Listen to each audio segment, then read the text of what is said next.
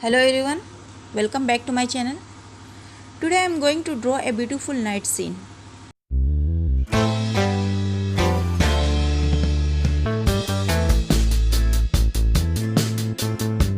First of all, I'll adjust the position of paper with the help of cello tape.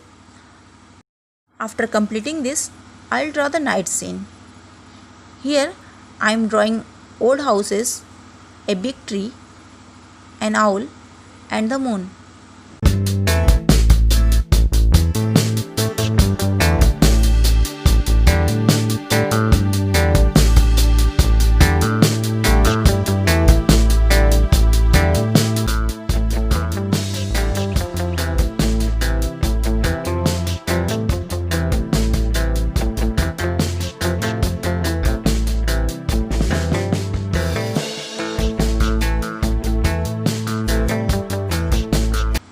In this scenery, you can see an owl is sitting on the branch of a tree looking so mysterious, and haunted houses are also improving the beauty of this scenery. Here I have used black poster color to make houses, tree and owl.